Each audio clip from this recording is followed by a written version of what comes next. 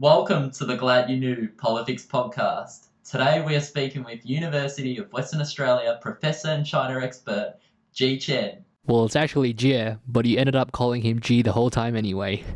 but he's a G in my books, Snake. This episode, we speak to Jie about the issue of Hong Kong and their democracy, as well as China and its relationship not only with Australia, but the rest of the world. And you can't forget my personal favourite right at the end, TikTok, and why it is a real danger. Or maybe that's just G's account. But let's get into it with this week's guest, Chen.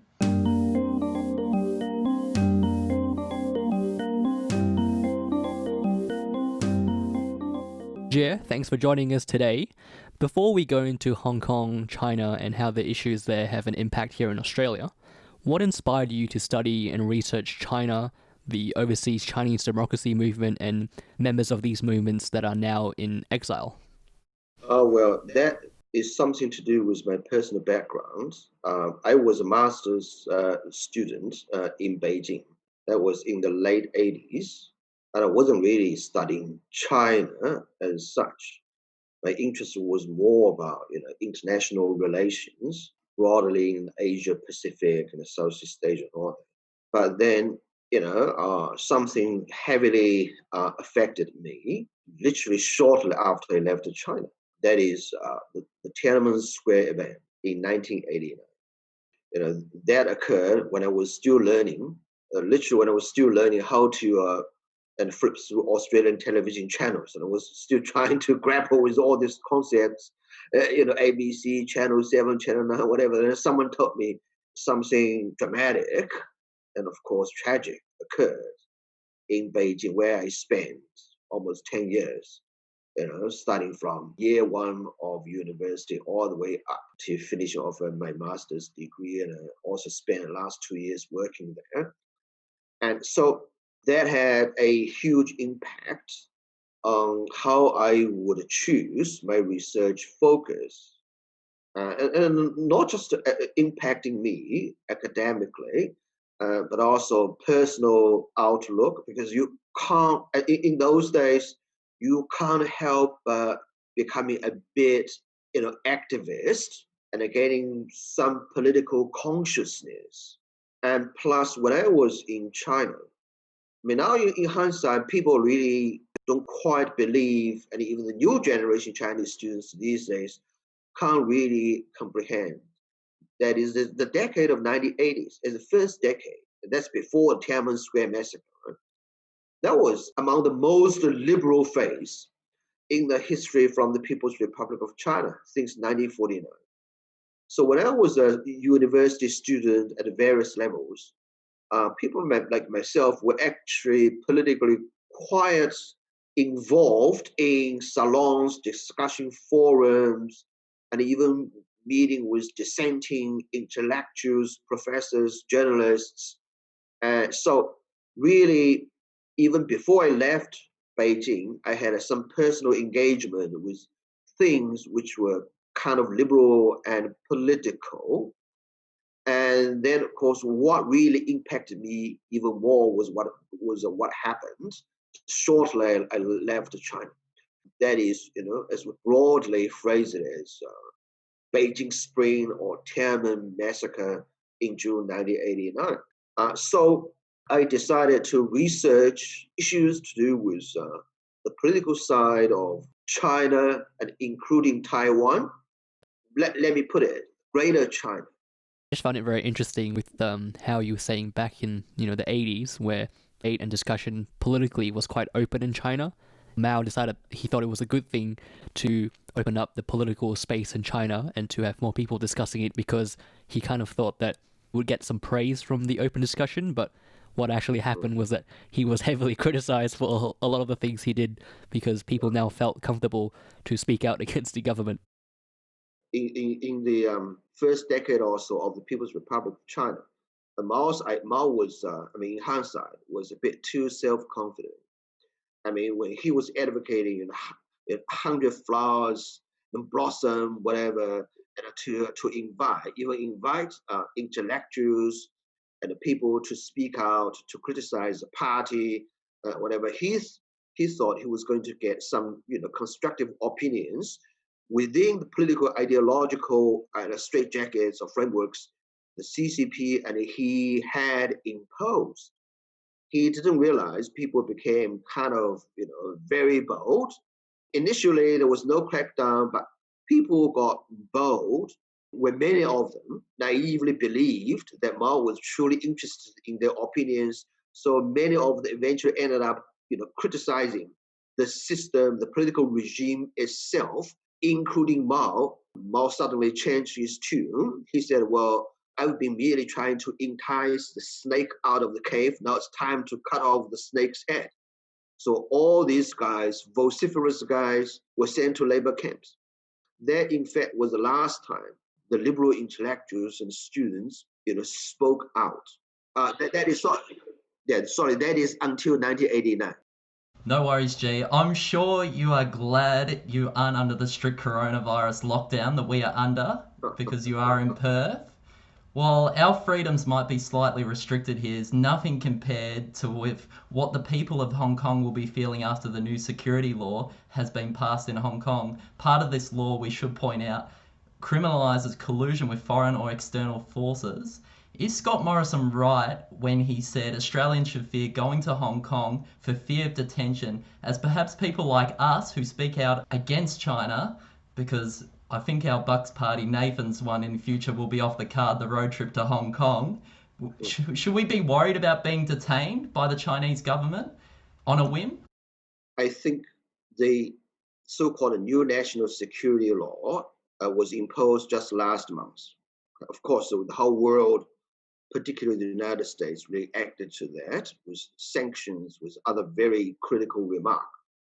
And Australia has also come out with various immigration and asylum gestures, while agreeing that this is one more policy that China has adopted to damage Hong Kong's, democratic construction, so to speak. On the other hand, I would say what sort of impact it will have, in a broad sense, we still have wait and see in terms of how it's going to influence international citizens, foreigners like yourself. So far, we have just seen the very draconian implementation of the law in cracking down on Hong Kong people themselves, the activists, the professors, and even the serving legislators, and at least one Hong Kong person who is already an American citizen. Yet the so-called international collaborators or colluders with Hong Kong independence movement or Hong Kong democracy movement, well, from Beijing's point of view, these are the same, by the way. What's exactly going to happen? I would say it depends on the sort of pushbacks the Western world is capable of doing. So we still have to wait and see. So far, the impact, the detriment, the crackdowns are largely confined within Hong Kong and to Hong Kong people, including a couple of Hong Kong exiles.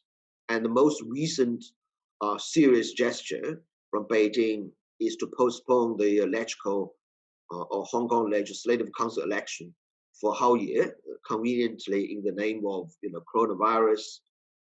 So let's wait and see. Any similar crackdowns will be launched against the foreigners.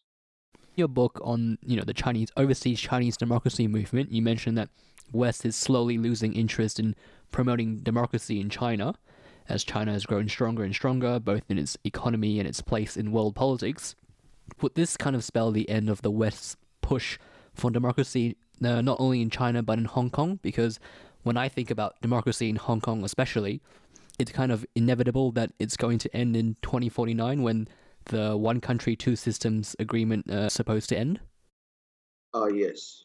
Well, everything about China's way of rise, China's influence, has been really defining the international wishful thinking, because for decades of years, particularly when Western governments helped China get into World Trade Organization, but what turned out to be fictional assumption that peaceful evolution would occur in China once the country gets integrated with global capitalism, it will become, opening up even politically, would even embark on some sort of a trajectory all the way towards liberal democracy. And so the rise of such a China will not be something that we should all worry about. Well, the opposite has happened, of course. China, riding on the back of capitalist globalization, has indeed become stronger and stronger. I mean,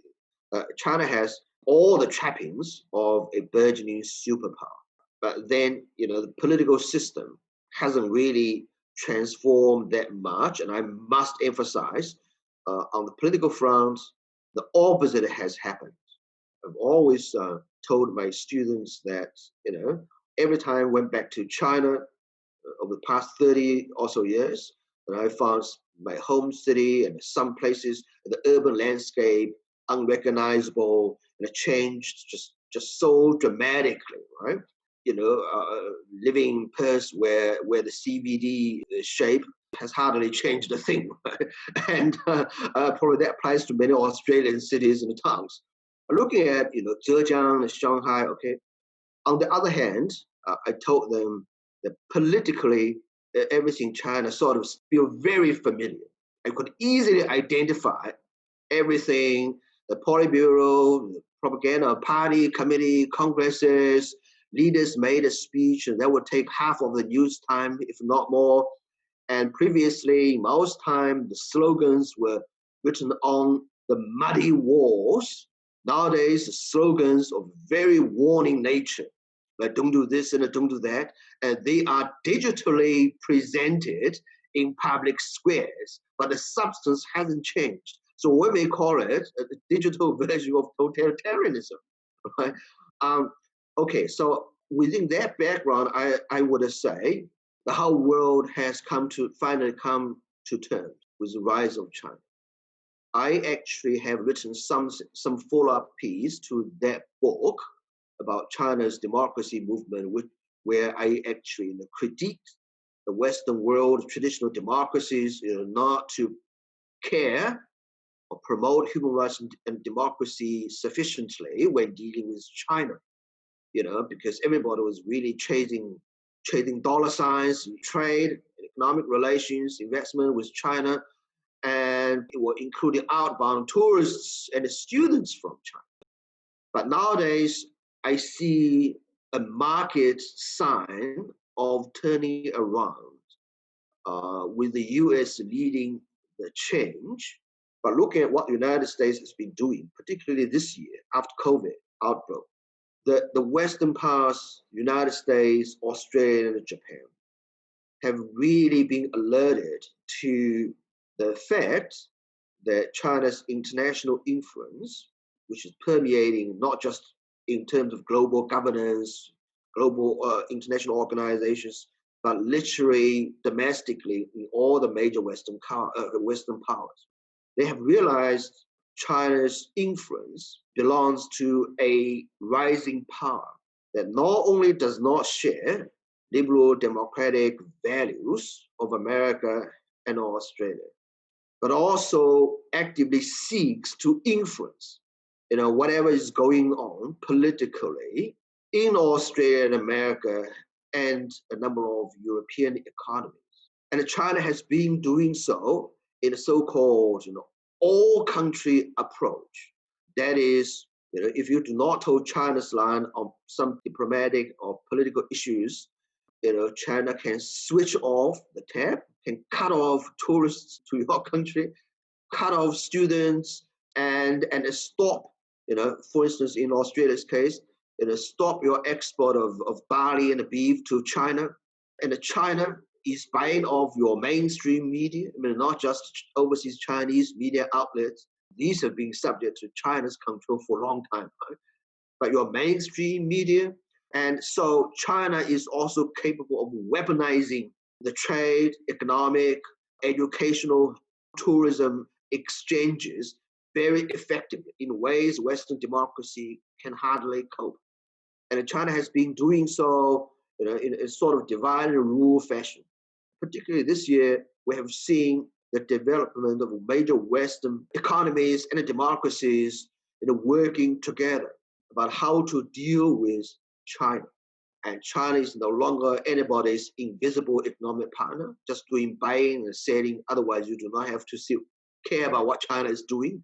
China is really, China is permeating the very social, economic, political fabrics of countries like Australia.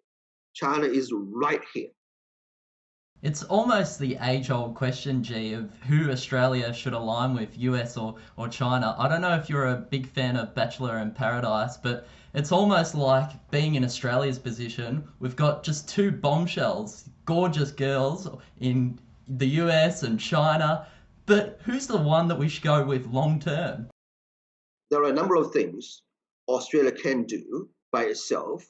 In fact, in some of the things Australia has done and actually led the rest of the world. But there are other things Australia cannot do by itself. Therefore, has to have its own sort of united front with other parts like the United States. I say united front just to borrow from Chinese communist jargon, okay, for lack of a better word. Let's say counter-united front. There are things Australia can do, and the government and policy advisors have been talking about it anyway. One is, as we have learned lessons, the risk involved in engagement with China. Right? China is capable of switching on off the tap of trade, tourist, student exchanges. Okay, China is capable of penalizing any country by using these means that countries like Japan and India cannot. Everybody said Australia has developed a dependency on Chinese market. We had similar dependency on Japan, by the way, in the 60s, 70s, all the way up to the 1990s. Like 1/3 of Australia's global trade was with Japan. There was no security political risk. What's there to worry about Japan? Japan, after all, is a similarly staunch ally of the United States. Japan is a parliamentary democracy. It's just like we have in Australia. But now you've got trade dependency on China, and you have to see the risk. This year, for instance, as if people just woke up to the reality. I mean, after many years of dumping labor-intensive production lines to China, China dominates about 80% of the global supply and production of facial masks, and a large proportion of global production supply of medical equipment. And China runs an all-country approach. That is, China, if Chinese government, if President Xi decides not to do business with you, decides not to let Chinese students come to Australian universities, all these traders, private companies just have to follow. And all these middle-class Chinese parents just have to redirect their kids to other countries. So when I say there are a couple of things Australia can do. So the first is some suitable diversification to reduce the risk involved. And second point is, Australia has to, really defend its own democracy. I'm not playing a Cold War Marxist sort of game, but really in dealing with China, this is time to stop any fictional thinking, thinking about benign era, if it ever existed, in the 70s, 80s, and 90s, and the first 15 years also of this century. Australia should really call a spade a spade. China is interested in influencing, Australia domestic politics, trying to influence in what Australian mainstream media outlets say about China. This is part of a soft power campaign or sharp power campaign, doesn't matter. We have seen sufficient evidence and tangible cases to make that point. And China is certainly running some sort of racial sovereignty, whatever, towards the ever expanding Chinese diaspora community. Right? Are they Australians or not? If we say they are Australians, albeit coming from China, we can't turn a blind eye to how our social media forums like WeChat, whatever, they are monitored and controlled from China. So things have to be done to watch out for and to control the influence peddling from an authoritarian political force. So that's second point, right? Defend democracy, self-defense. Third point related to diaspora point. we have to be particularly careful about what's happening in the diaspora community. Of course, Australian politicians and American politicians, for them, are all happy to say like Chinese Australians are great asset to this country. In many ways, that is true. They contribute to trade, to student exchanges, to everything in bilateral relationship. But then, there are other things of political nature going on. Organizations, media outlets, community leaders, and even ethnic Chinese politicians. They come under the heavy shadow of the People's Republic in the name of United Front. And we can't just, occasionally, media exposing some sensational case, whether some ethnic Chinese guy in the parliament is a United Front man or not. We have to take a more broad approach to scrutinize what's actually going. Is there a sphere of political influence and manipulation invisible to the mainstream society? And what is this involved? And I would even say a lot of Chinese migrants here, they come to Australia, not for political reasons or ideological reasons, but for other understandable considerations, kids' education, clean environments, food safety, and all that. But unfortunately, these people, many of those who may have come to Australia, in the scheme of skilled migrants, but how many engineers have got their qualifications recognized in Australia and can be used to make a decent living? And how many Chinese artists, once settled down in Australia, can actually make living out their skills, which were otherwise, widely renowned, recognized in China. Now, for these people, can you blame them to answer the call of United Front from Beijing? Because the Chinese government has been very good at organizing people like this. So you form artistic association, and you form a Chinese Engineers Association of Australia and Chinese Businessmen Business Association of Australia, because it is known to everybody. Otherwise, their own esteem, their qualification, whatever, don't matter a thing in Australia. So there must be a broad approach here to look at the situation. Good point about the Chinese diaspora, especially in Australia, where I know a lot of family and friends who are China or who are Australian Chinese, talk about in the media, the news, and how we should be, or how are we concerned about the rise of China. And from their point of view, I've heard that when they see about concerns of China's rise, a lot of these pro-China people and the United Front point to the West perhaps being maybe racist or simply holding anti-China values, and as such, they are always going to be critical about China. And this year I read something very interesting from a book by Hal Brands, where he talks about America and why they are in such a position where when they were rising up, the world was generally comfortable with them because they kind of wielded the power in a very benign way. And, it points to America's power and their lead having a lot of soft power. And for our viewers, where soft power can refer to things such as the perception that America stands for something more than its own self-interest, or the esteem others would have of America, such as their politics, society, and culture. And as such, when we think at countries that want to challenge America, such as China, things that they don't have the kind of soft power America has, and that's kind of a way where China is trying to influence our life and our perception of them, such as having heavy investment in Hollywood movies and, like you said, controlling our media.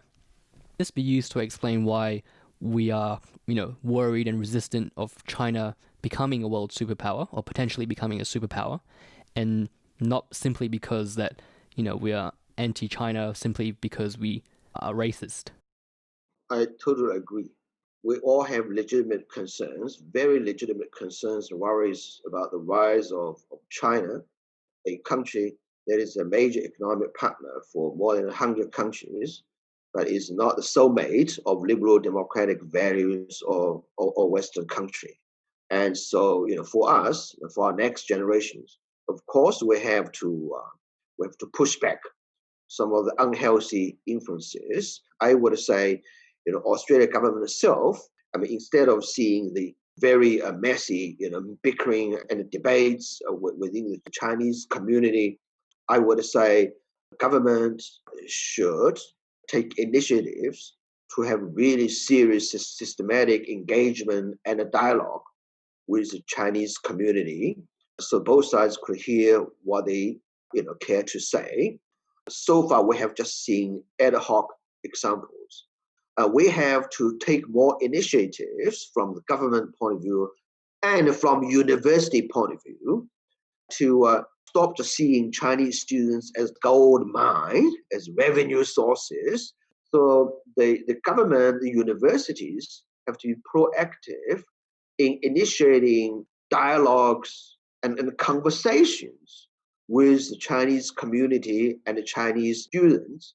On the other hand, I have to say, the law, including anti-foreign interference legislations, these have to be implemented because it is detrimental to democratic life in Australia or in America for that matter, for a foreign authoritarian regime to manipulate in financial or whether in public diplomacy sort of terms, to manipulate, to control the swing of public opinions through briberies, through all the under the table dealings. The law has to be abided by. If you claim to be a patriotic Chinese association, Sydney or Perth, due to the scale of your robust, activities and membership, you've got to properly register as a not-for-profit organization or political lobbyist organization. Declare where have you got the funding.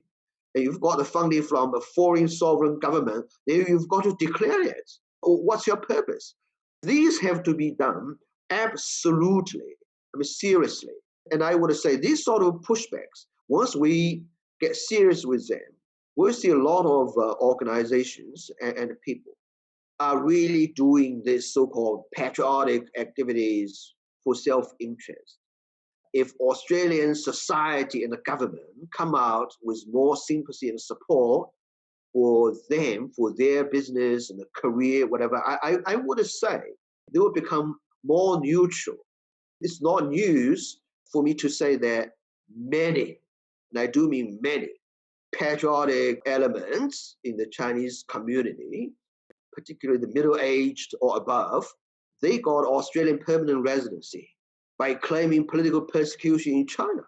In other words, people benefited from the generosity of Bob Hawke, right? That was in the 90s. And I can write a list of quite a few people actually. And so, they claim to, look at Tiananmen Square massacre, whatever, I'm active, if I go back and I'll be shot. And so it was Australian sympathy towards people like this that enabled them to settle down and lead a very great life and a career in a democratic, multicultural environment where they have put down their family roots. It was really later on, when Chinese economy became stronger and stronger, plus the Chinese government has come out with lots of support, financial, material, and other support. And that boosted their standing there, right? So they, of course, chose to side with China and answered various calls of united fronts. Australia certainly can balance that influence. What is the drawcard, G, for Australians that defend China, and how can we help them see the dangers of China? I wouldn't say, China is, in a comprehensive sense, is already a menace. I would say China is a hugely risky factor, which can potentially influence quality of our international relations, and we have to face up to that. I think Australia can do pretty well on its own. There are things in those areas which are actually being done. There are things Australia cannot do just by itself. Well, for instance, on the issue of Hong Kong, and finally back to Hong Kong, what can Australia do? Seriously. And I totally understand, the statements from federal government, from Scott Morrison, is quite different from the way Bob Hawke presented his asylum policy to tens of thousands of Chinese students in Australia in aftermath of Tiananmen Square massacre in 1989. In those days, Canberra was mainly talking about the risk of political persecution.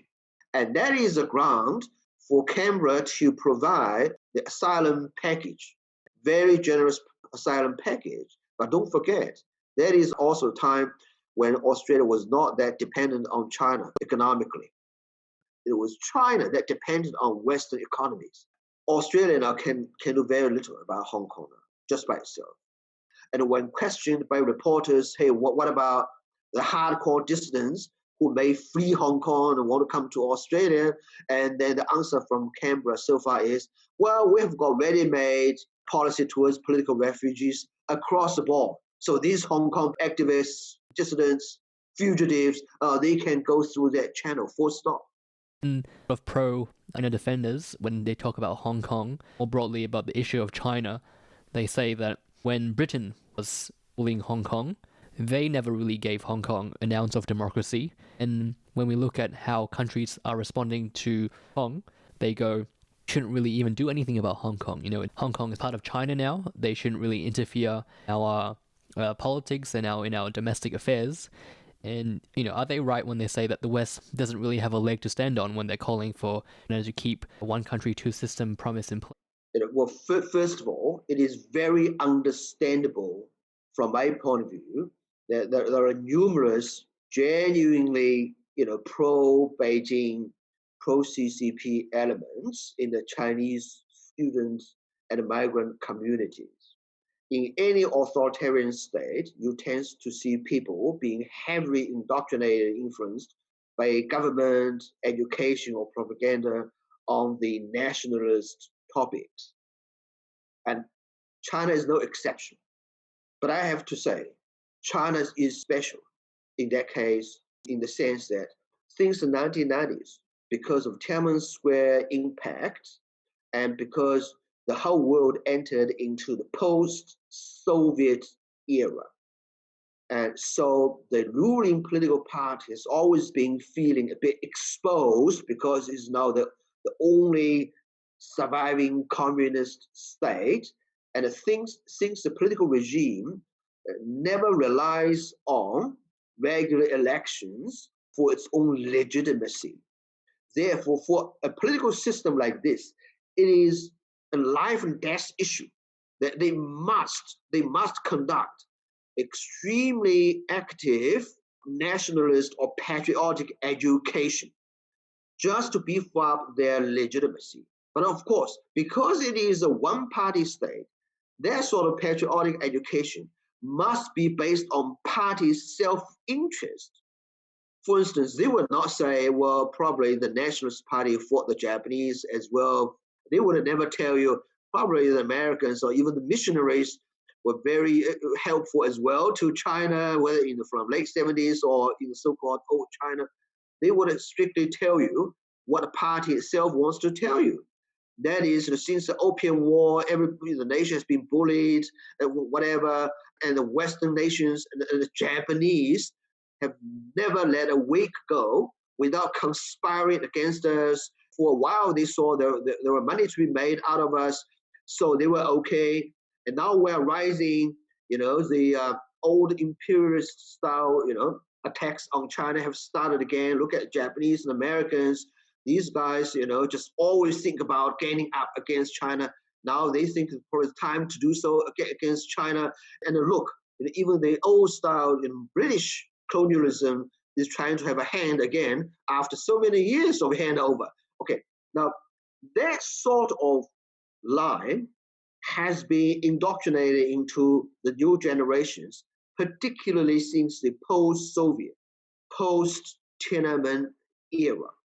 And so it is understandable. Many people, although they have the wrong views, I have to say, actually genuinely think along those lines. But those lines are wrong. The international community should not interfere in Hong Kong, just have to turn a blind eye to what Chinese central government has been doing. I don't think this is really holding the water at all. First of all, to say, and I know it is very easy to hit colonialism? Well, first of all, although Hong Kong was a colony of Britain, but you can't compare a colony to a nation state in terms of political system. That colony was run by a full-on, if not the oldest, Westminster parliamentary democracy. In other words, the real government of that piece of land next to Shenzhen or Guangzhou, the central government was indeed operated with the world's oldest democratic system. The second point is how on earth for a modern 21st century government, including Beijing, to say just because colonialism didn't do this, we can't do this either. This is just bizarre. I would say if you believe in communist ideology at all, then the Communist Party is supposed to be 10 times better than colonialism. So how can you even say that because colonialism didn't allow Hong Kong people to have multiple political parties to contest in regular elections, therefore we shouldn't do that either? That is extraordinarily bizarre. Thirdly, more serious point, that is, China pledged one country, two systems with very specific points that Beijing would have to honor after the handover, including the universal suffrage of chief executive and including the universal suffrage of all the seats in legislative council, and let alone people should have right to freely organize, press of the media, and freedom to organize political parties and demonstrations. Now, has China honored that? The answer is a big no. In other words, you shouldn't talk about colonialism, whatever, the Opium War.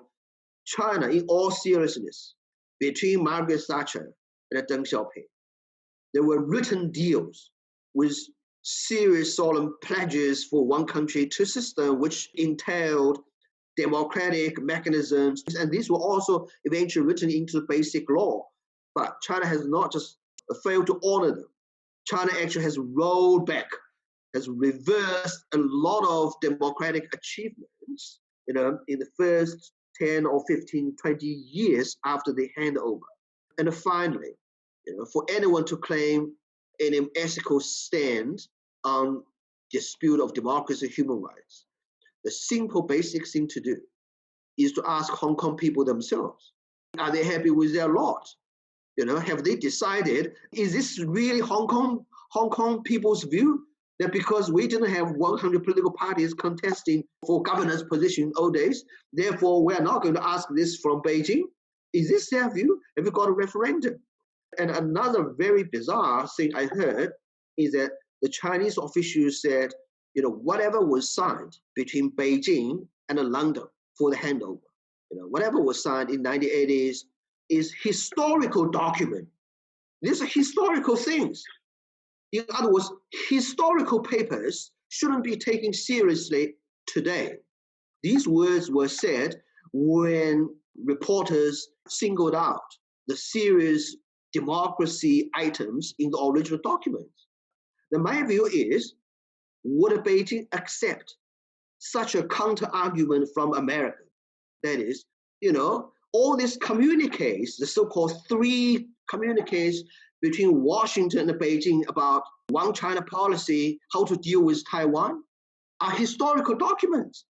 Can White House say this? Hey, whatever we pledged to you guys in Beijing, when Richard Nixon visited Beijing and signed with Chairman Mao and Zhou Enlai in the 70s, pledging America never to have official relationship with Taiwan, can we say these are historical waste papers, therefore Donald Trump can visit Taiwan tomorrow? Will Beijing accept that? It's funny when they mention about historical documents and, their kind of legitimacies in question.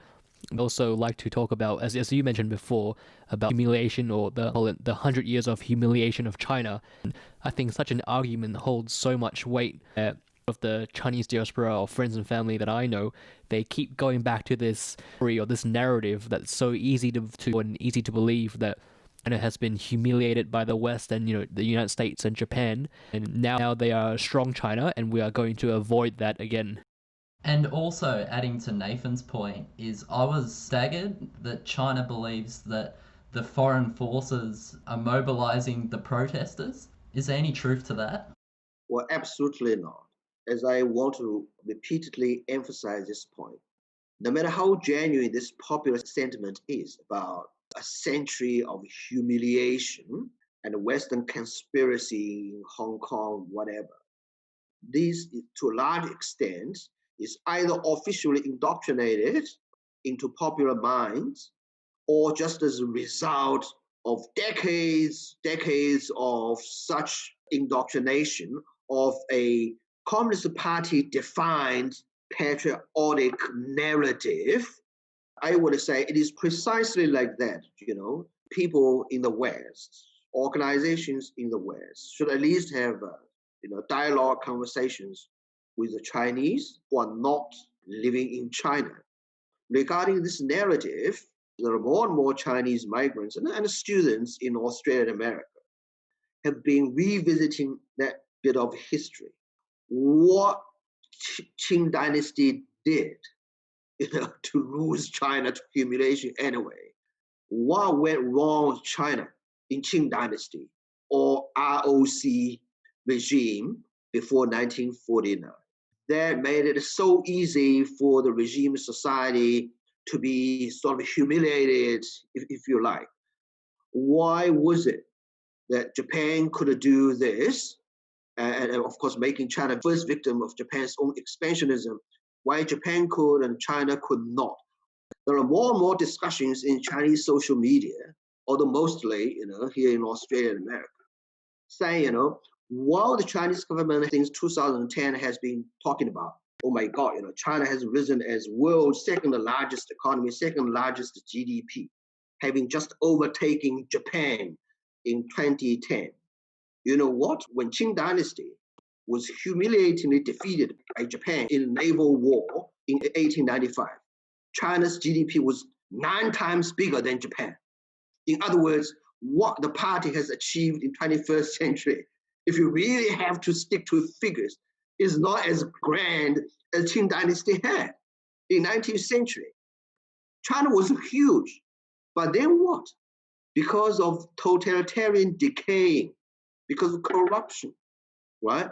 China lost out to the British, to the French, to the Japanese, to the Russians.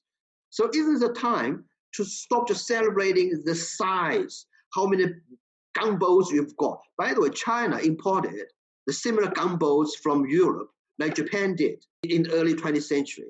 But in each encounter, Japan beat up China. Going back to Hong Kong there, G, I saw the comments of Regina Hip, the pro-China MP in Hong Kong, and is there a reason why she believes that the young people who are protesting, they're brainwashed and they're not independent thinkers? Because to Nathan and I, we're young people and we have views and opinions, but what's the argument with young people can't think critically about politics? That is actually totally wrong. Whether these guys believe in what they're saying, I have my doubt, seriously. It reminds me of, many Chinese top officials. They're anti-Western. They always say, Western conspiracy to divide China, whatever, is always well and alive. But look, they have sent their kids to America. They have sent their kids to Australia. And they have bought nice properties in America and to hide their families and mistresses. So are they really serious? My main point is that whether they believe in what they're saying or not, like this Hong Kong legislator, I think it is just a habit for the Chinese government to refer to anti-Western conspiracy as a source of any problem at the domestic front. It has been such a long-standing habit from 1949, in fact, that is very, very standard. I'm not sure if you're on TikTok, G. No, it's mainly to do with my age, not anything else. I'm actually quite surprised by that. But do you believe TikTok is a real threat, or is it just a political football being kicked around across the globe? I think it's a risk. And it's operated from China. That is a risk. whether potential or real, let's face it, there are many private companies in China. So private entrepreneurs have emerged. It is unthinkable that these private companies can get away without cooperating with the government authorities. It is just so unthinkable because in a system like this, no one can build a business empire without collusion with government officials. In fact, many CEOs of these so-called private companies are either former government officials themselves or the red princelings, children or grandchildren of very powerful political figures. You can't expect these people, such companies, to actually follow international standards by not revealing privacy of American or Australian citizens or not revealing anything worthy of intelligence to the Chinese authorities. We can't really take that risk. Well, we don't want, if Donald Trump's on TikTok, we don't want him uploading national secrets onto Chinese servers. But to end this off, I have one last question for you. When I'm speaking with, friends and family who especially defend China, and I've recently noticed this in a BBC interview where they had the Chinese ambassador to the UK on a news show, and the host showed the ambassador drone footage of internment camps where they round up the Uyghurs. I've noticed that there is a bit of a playbook when Chinese ambassadors want to kind of deflect criticism of China. And I just wanted to know what you thought of this. And so it's a kind of a 5-step plan. The first step is they go, have you been to China? Or have you been to Xinjiang? They always ask you, have you been there? And it's as if you haven't been there, your arguments or claims are kind of illegitimate. And so they move on to the second step, which is China is very beautiful, or Xinjiang or Beijing or Shanghai or Sichuan is very beautiful place. And the third step that they go to is that they reference, or they kind of, I think in my personal view, they kind of make up some kind of Chinese idiom or proverb about the place, such as like there is a Chinese saying that Xinjiang is such a beautiful place that they named it after 1,000 flowers or something of that nature. And then after that, they go on to kind of discredit the evidence, where they go, it's a Western conspiracy. And finally, they provide kind of their own evidence to say that no, nothing's wrong here. We have all the statistics and data to show that we're kind of following the rules here. Have you been to China? Do you really know China? That has been the standard line and has become more infamous after the wolf warrior foreign minister Wang Yi used it towards some Canadian journalists. Well, the counter question is, since President Xi Jinping and everybody, party official ideology, upholds very seriously the teachings of Marxism, Leninism, and all that, has Karl Marx ever visited China? Has Vladimir Lenin ever visited China?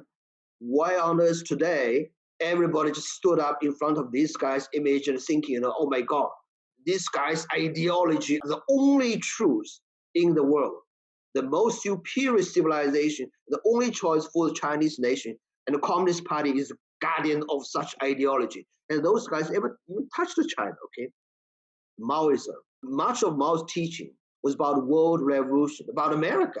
Did he ever visit a single Western country? All his life, he paid 2 trips to Soviet Union. So have you been to China? This is just a propaganda line. And from academic point of view, you can understand the countries by doing field work or just by doing desktop research. You will go very far. If you say, okay, I want to go to China, then you will see, you land in Beijing, Shanghai. Can you really go to Tibet? Or in Xinjiang, can I see those labor camps? Because you say, my reports are anti-China because I called, those Uyghur so-called study groups as labor camps. So can I go there and speak to the Uyghurs in those places? No, you can't. So what's really the point? There's no point in this. So, and then of course, even if some considered as friendly reporters, they end up in Xinjiang or Tibet, and you'll be accompanied with some, assistants or translators, and of course, they'll keep an eye on you. And also, in the research of my book on overseas Chinese political exiles, these people have been barred from visiting China ever since they fled the country or everything they were used as bargaining chips. So from day one, they left China. They have never been able to visit China. You know that student leader, Wu Kaixi? Well, he's a well middle-aged guy. Okay, I met him in Taiwan last year, right? Okay, bearing no resemblance to the handsome 21-year-old. Guys like him tried various times, even playing games with airliner to sneak back into China, either through Hong Kong or through Japan or through South Korea. Every time they were found out right at the entering port, had their tickets canceled. But you know what? Back to this, have you been to China? This line, okay. Whenever these guys write anything about China, or when they give evidence to the US congressional public hearing about China, you know, the Chinese official spokespeople will always say, they have never been to China for 30 or so years. Have they been to China? You know, what rubbish are they saying? But the thing is, has Chinese government ever allowed these people to go back to China? And these people cannot even go back to Hong Kong, cannot even get a sneak into China, even when they try to use kind of different names or whatever. Each time they got caught. Whose fault is this? They couldn't visit China. To conclude, I would say that China knowledge is vital because China permeates in all sorts of international fields, it permeates in various walks of life of a country like Australia. Knowing China, understanding China is kind of profitable or useful to everybody's future career. But on the other hand, you have to factor into the potential risk, in your future career when you deal with China or when your field is influenced by China. If you work inside China, if you are in Hong Kong, if you're in Taiwan, if you go to very early on, you have to be conscious that we have really passed the benign age of China engagement. All right. Thank you very much. That was incredible. And thanks for your time today. Thanks again. Nice to be with you and have a great weekend.